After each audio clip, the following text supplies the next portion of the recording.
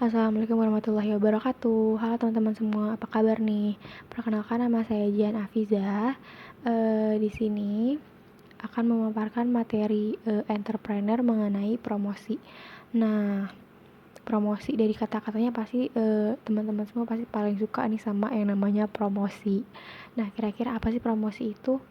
Nah, tapi sebelumnya kita bakal lihat dulu nih apa yang akan kita bahas pada kali ini. Nah, ini ada pengertian promosi yang pertama, lalu tujuan promosi, lalu bauran promosi, dan juga kesimpulan untuk di akhir nanti. Nah, lanjut aja ke apa itu promosi. Nah, jadi promosi ini berasal dari kata bahasa Inggris yaitu promote, yang berarti meningkatkan atau mengembangkan, sehingga kata promosi dalam bidang bisnis ini dapat diartikan sebagai alat untuk meningkatkan hasil penjualan.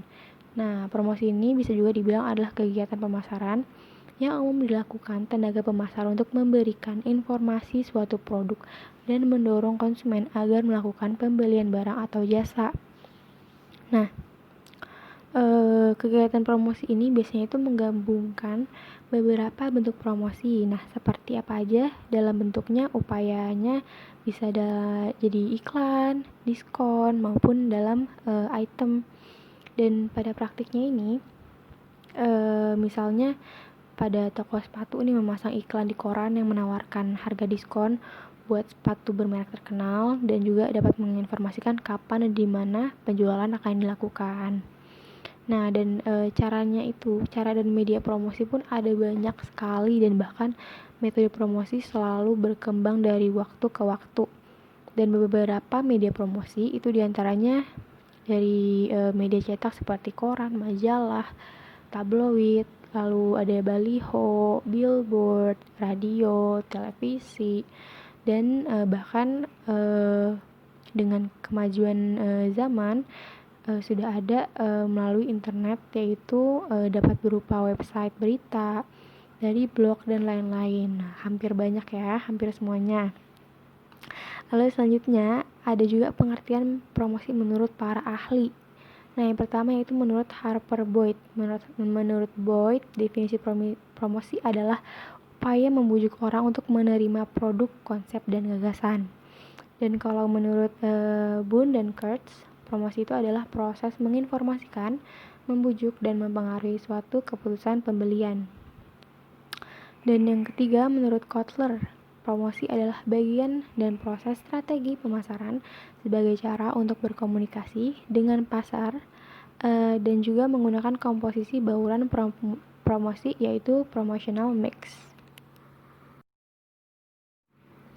Promosi juga memiliki tujuan. Tujuan promosi secara umum antara lain yaitu yang pertama, menjangkau dan mendapatkan konsumen baru serta menjaga loyalitas mereka.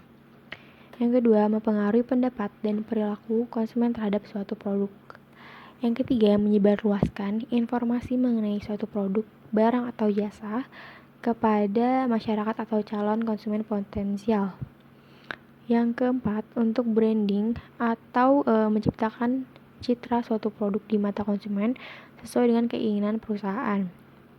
Lalu yang kelima, membantu meningkatkan angka penjualan sekaligus meningkatkan keuntungan, dan dengan itu dapat membantu mengangkat keunggulan dan membedakan suatu produk dengan produk dari pesaing. Nah, selanjutnya agar tujuan tersebut tercapai, maka akan dilakukan bauran promosi. Nah, bauran promosi ini merupakan alat komunikasi atau metode yang ditujukan untuk membangun hubungan dengan konsumen. Nah, ada beberapa bauran promosi. Yang pertama yaitu periklanan. Periklanan yaitu penyajian penjualan non-personal yang dikomunikasikan melalui bentuk media atau non-media untuk mempengaruhi sejumlah besar komponen. Adapun bentuk-bentuk periklanan antara lain surat kabar, majalah, radio, televisi, radio, internet, dan telemarketing. Dan bentuk periklanan yang terbaru saat ini yaitu adalah advertorial, yang berupa iklan cetak dengan isi editorial yang menyerupai isi majalah koran, dan infomersial yang misalkan TV komersial selama 30 menit berisi demonstrasi produk, dan juga banner yang merupakan tanda kecil pada halaman iklan web yang dapat diklik untuk mendapat tawaran utuhnya.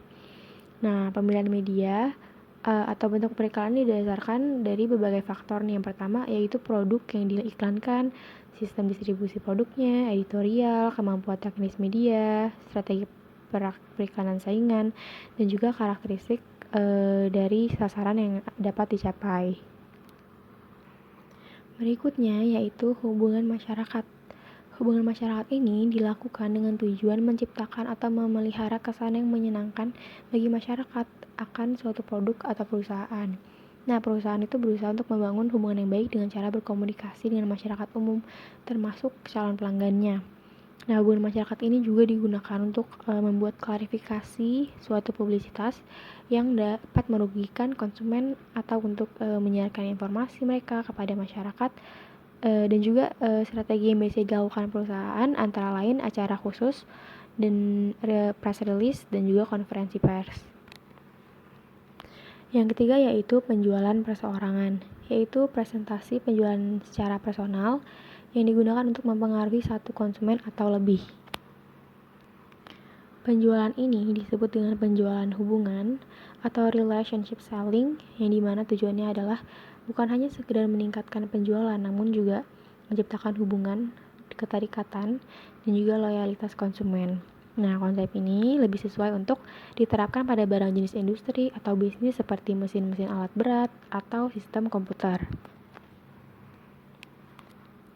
Berikutnya yaitu adalah promosi penjualan, yaitu serangkaian aktivitas yang dimaksudkan untuk mempengaruhi konsumen.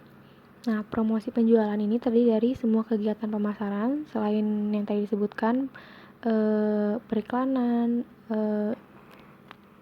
hubungan masyarakat, maupun penjualan perseorangan.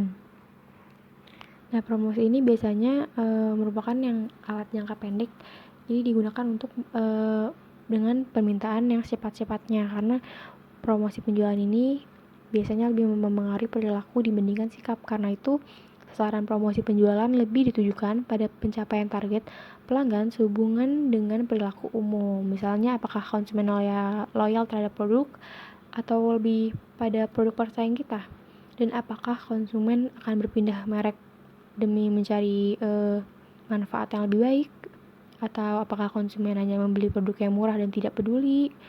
Atau strategi promosi penjualan ini dapat dilakukan adalah strateginya itu adalah potongan harga dengan kupon ataupun sampling, kontes, dan undian.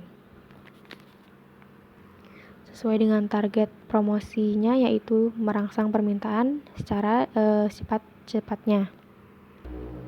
Nah, lalu juga ada namanya pemasaran langsung.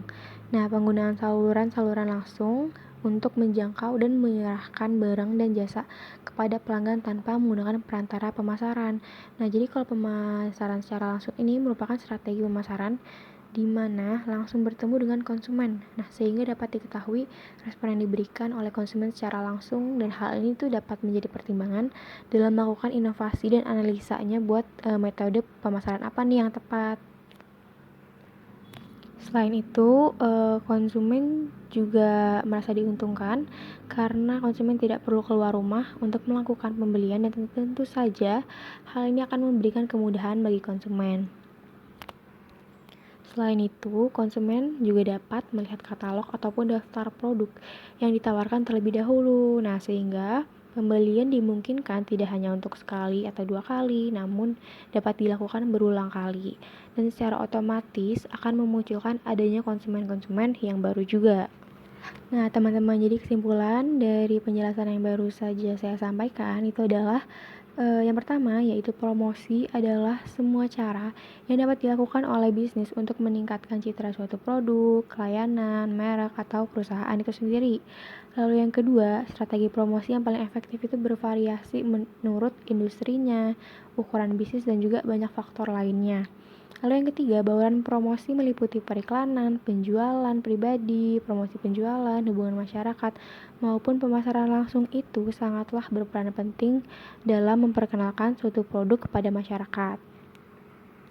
Dan sehingga apabila dapat dilakukan dengan benar, kegiatan tersebut dapat menambah tingkat keberhasilan dari kegiatan promosi tersebut sesuai dengan tujuan perusahaan. Nah, kiranya segitu dulu penjelasan dari saya. Kurang lebihnya mohon maaf. Semoga materi yang telah saya paparkan dapat diterima dengan baik. Wassalamualaikum warahmatullahi wabarakatuh.